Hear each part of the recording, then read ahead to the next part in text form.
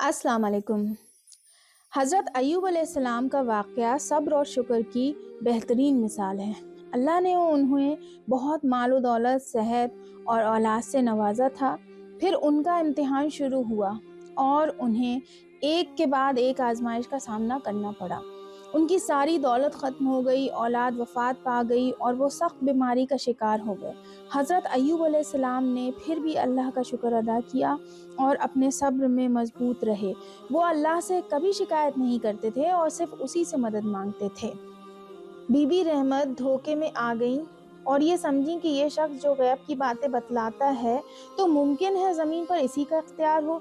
बकरी का बच्चा ले आई। सब किस्सा हज़रत अय्यूब अलैहिस्सलाम ने बयान किया। आपको बहुत गुस्सा आया और फरमाया, ए रहमत, क्या तू नहीं जानती कि ज़मीन और आसमान और मखलूक का खालिक और मालिक वही एक खुदा है? उसी को सब इख्तियार है। वही मारता है, वही जिलाता है, वही हंसाता है, वही रुलाता है, वही बीमारी को शिफा देता है। और ये तो शैतान था। इसी बेईमान के धोखे से हज़रत आदम अलैहिस्सलाम और हव्वा अलैहिस्सलाम जन्नत से निकाले गए। बीवी रहमत बहुत शर्मिंदा हुई और कहा, वाकई मुझसे गलती हो गई है, मैं अल्लाह ताला से माफ़ी चाहती हूँ। आपने फरमाया, ए रहमत, ये बतलाओ हम ऐशो आराम में कितनी मुद्दत रहे? बोली, 80 बरस। आपने कहा कि तकलीफ का ज़माना कितना गुजरा? कहा, 18 बरस। आपने फरमाया, फिर तो तुमने अल्लाह ताला के बारे में बेइंसाफ़ी की है। उसकी भेजी हुई तकलीफ पर कम से कम 80 बरस तो हमको सब्र करना चाहिए। आज मैं तुम्हारे हाथ की कोई चीज़ न खाऊंगा। और आपने एक सच्चे खुदा की कसम खाई, अगर मैं अच्छा हो गया तो तुम्हारी इस गलती पर 100 कोड़े मारूंगा। फिर आप इस सख्त परेशानी की हालत में बहुत घबराए और अब शैतान बीबी रहमत के ज़रिए से मेरा ईमान ख़राब करना चाहता है और बेचैन होकर दुआ मांगने लगे। आप ये दुआ मांग ही रहे थे कि जिब्राइल अलैहिस्सलाम आ गए और उन्होंने सलाम और पैगाम पेश किया। बोले, ए अय्यूब, तुम बड़े साबिर और शाकिर बंदे हो। हम तुमसे बहुत खुश हैं। तुमने दुआ की और हमने कबूल की। अब तुम अपनी एड़ी ज़मीन पर मारो और हमारी कुदरत का तमाशा देखो। आपने एड़ी मारी और पानी उबलना शुरू हो गया और ज़रा सी देर में पानी का चश्मा भर गया। हज़रत जिब्राइल अलैहिस्सलाम ने फरमाया कि आप इस पानी में गुस्ल करें और पिएं। आपने गुस्ल किया और खूब प्यास भर कर पानी पिया। उसी वक्त अल्लाह ताला के हुक्म से सेहतयाब हो गए और निहायत हसीन और जमील नौजवान बन गए और तमाम बदन चांदी की तरह चमकने लगा और वो 12,000 कीड़े अल्लाह का जिक्र करते हुए बदन से बाहर आ गए और सब सोने के बन गए। फिर हज़रत जिब्राइल अलैहिस्सलाम ने आपको जन्नती कपड़े पहनाए और खाने को जन्नत का एक सेब दिया। आपने आधा खाया और आधा बीबी रहमत के लिए रखा। वो उस वक्त रोटी की तलाश में गई हुई थी। आखिर भूखी प्यासी लौट आई। आपको झोपड़ी में ना पाया तो निहायत परेशान होकर इधर उधर तलाश करने लगे। हज़रत जिब्राइल अलैहिस्सलाम ने पूछा कि बीवी, तुम किसको देख रही हो? फरमाया, मैं अपने बीमार को देखती हूँ, खुदा जाने उन पर क्या गुजरी। उन्होंने कहा, यहाँ तो कोई बीमार नहीं। आप बेचैन होकर रोने लगी। हज़रत अय्यूब अलैहिस्सलाम ने फरमाया कि तुम अपने बीमार को पहचानती हो? कहा, हाँ, जिस वक्त वो जवान थे आप जैसे थे। आपने फरमाया, यानी ए गमख्वार और ताबेदार बीबी, अपना दिल खुश करो।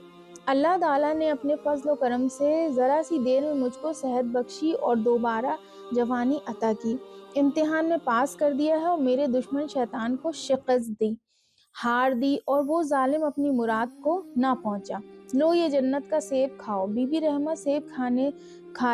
रहमत ने सेब खाया और खाने से नौजवान शहजादी बन गई। फिर हज़रत जिब्राइल अलैहिस्सलाम ने आपसे फरमाया कि बीबी रहमत की गलती पर जो कसम खाई थी वो इस तरह पूरी कीजिए कि झाड़ू के 100 तिनके को मुट्ठी में लो और बीबी रहमत के बदन से लगा दें। बस कसम पूरी हो जाएगी। ये हल्की सी तदबीर इसलिए मुकर्रर हुई कि बीवी रहमत से अल्लाह ताला बहुत खुश हैं। आपके अल्लाह के इस हुक्म के मुताबिक कसम को पूरा कर दिया। बस ताबेदारी और सब्र का ताज बीवी रहमत के सर पर है। उनकी भूल चूक माफ़ है। अल्लाह ताला ने आपको सब औलाद और باندی غلام دوبارہ زندہ کر دیے اور 2 چند اولاد اور مال و دولت اور کچھ سامان عطا فرمایا۔ 3 رات اور 3 دن سونے کی ٹڈیاں برسی اور ہمیشہ کے لیے آپ صابر و شاکر مشہور ہو گئے۔ آپ کا ذکر مبارک صابر و شاکر لوگوں کے لیے رہبر بنا۔ اللہ تعالیٰ نے فرمایا کہ اے ہمارے بندو، ہمارے پیغمبر ایوب کے حالات پڑھو اور صبر و شکر کرنا سیکھو۔ 400 برس کی عمر شریف پا کر آپ نے وفات پائی اور بی بی رحمت کی خدمت اور تابعداری اور صبر کا کمال نیک بیویوں کے لیے بھی ایک بہترین نمونہ بنا۔ ان مبارک حالات میں اگر کوئی سمجھے تو بڑے بڑے فائدے حاصل ہو سکتے ہیں، جیسے رنج اور غم اور آفت میں زیادہ پریشان نہیں ہونا، بلاؤں کو اللہ تعالیٰ کی رحمت اور امتحان سمجھنا، اس کی یاد اور تابعداری میں لگے رہنا، شیطان کے دھوکے میں نہ آنا، اللہ تعالیٰ کے سوا کسی کو مددگار نہ سمجھنا، مضبوطی سے اپنے دین اور ایمان پر قائم رہنا، بیویوں کو اپنے مردوں کی خدمت اور تابعداری کرنا، ہر تکلیف میں اس کا ساتھ دینا، خدا کی نافرمانیوں سے بچنا، ہر حالات میں اللہ کا شکر ادا کرنا، اس کے حکم پر راضی رہنا۔ انشاءاللہ تعالیٰ پھر دیکھیں کہ اللہ تعالیٰ کس طرح اپنی رحمت برساتا ہے سب کے اوپر۔ تو یہ قصہ صبر و شاکر ایوب علیہ السلام کا ہے، جسے اس لیے پڑھنا چاہیے اور اس لیے جاننا چاہیے کہ کوئی اتنا بھی صبر کر سکتا اور اس کا اجر اللہ تعالیٰ اسے دیتا ہے اس دنیا میں بھی اور آخرت میں بھی۔ تو اپنا بہت خیال رکھیں اور ایسے ویڈیوز دیکھنے کے لیے چینل کو سبسکرائب کر لیں، نوٹیفیکیشن بھی آن کر لیں۔ چلیں پھر اگلے ویڈیو میں ملاقات ہوتی ہے۔ اللہ حافظ۔